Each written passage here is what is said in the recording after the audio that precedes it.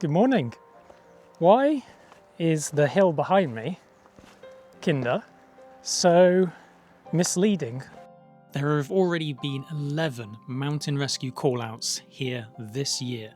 From a distance, Kinder doesn't look dangerous. No towering peaks, no knife-edge ridges, nothing that screams risk. But appearances here are deceptive because Kinder Plateau isn't really a hill, it's a wilderness. This is Kinder Scout, the highest ground in the Peak District, a huge, flat expanse of peat moorland covering nearly 4 square miles. Every year, experienced walkers and first-time hikers alike get caught out here, lost, disorientated, sometimes stranded only minutes from safety, but unable to find their way off.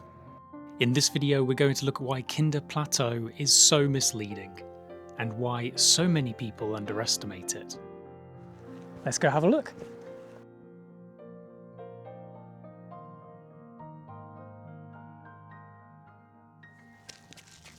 But the first thing to do is to get there.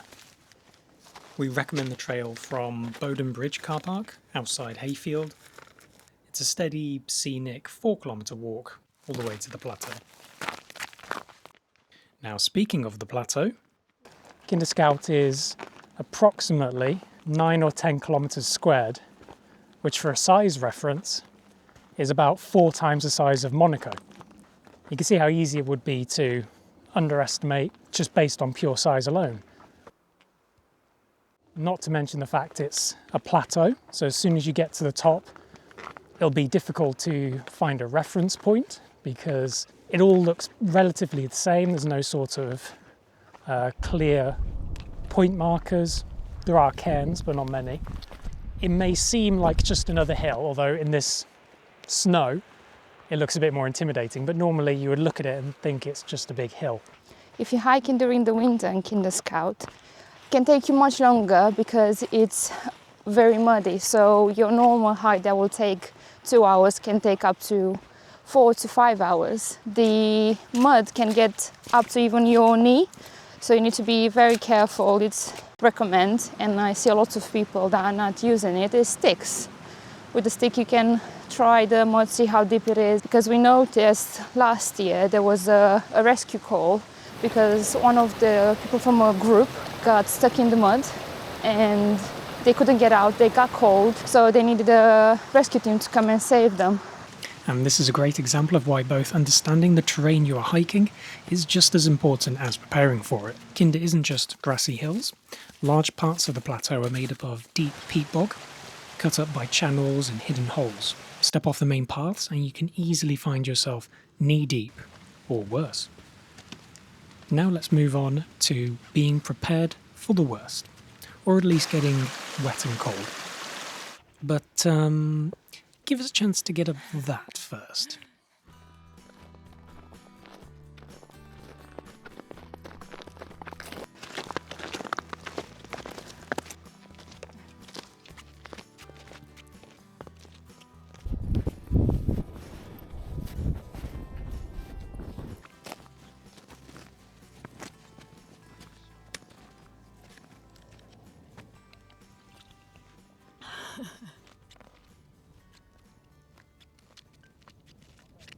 So it's always about preparation, knowing what condition the terrain is for your route.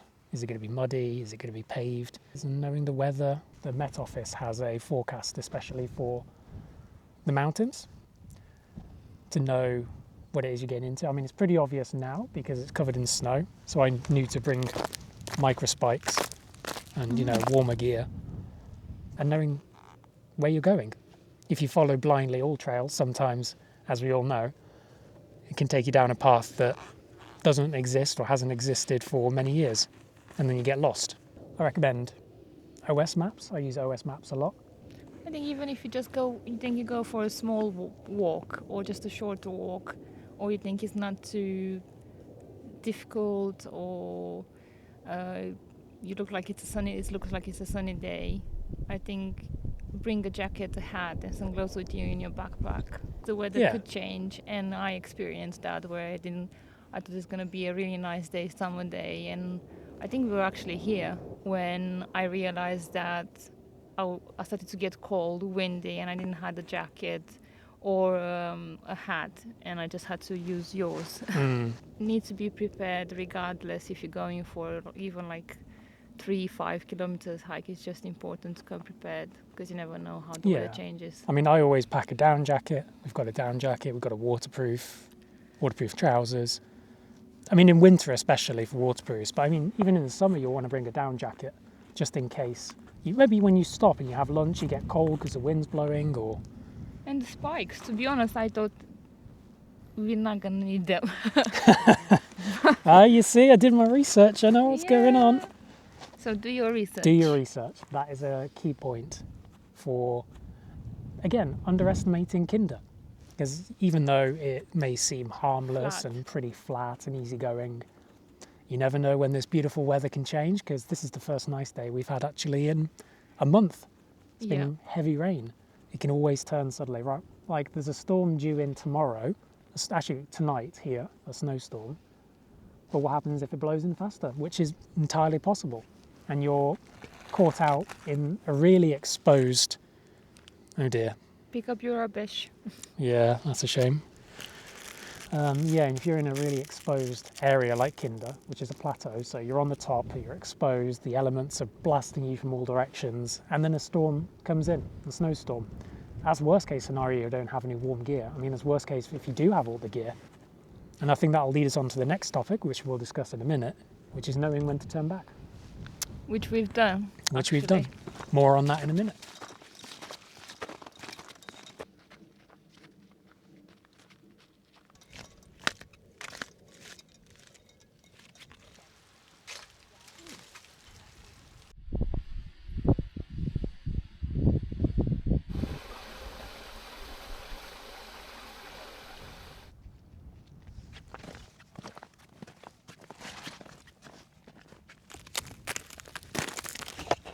So we're now taking a different trail. We were on the Pennine Way and now we're taking a different trail to come down to shorten our route. And this is onto our next point of changing plans or having a plan A and plan B or turning back. So we're changing our plan because we had a plan B in case we wanted to make it shorter. But you should never be afraid of turning back either.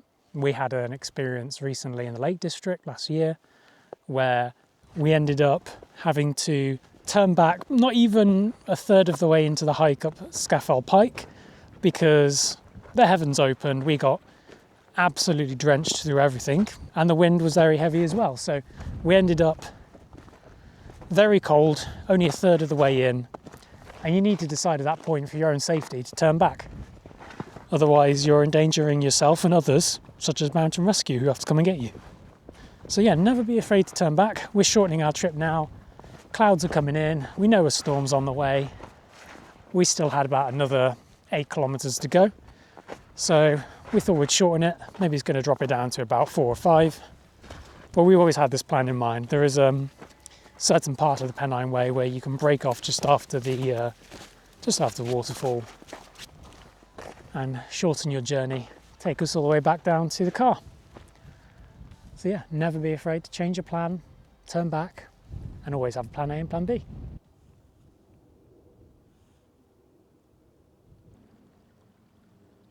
We are almost there. We almost finished the hike.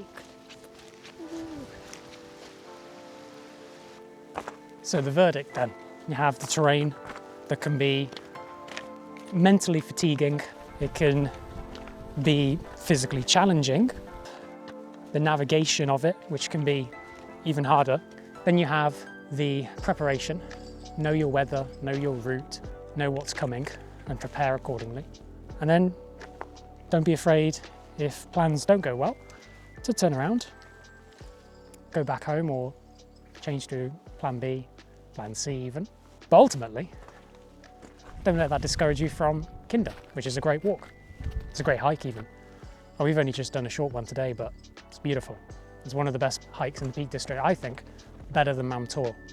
I really like Kinder, and I think you should give it a go.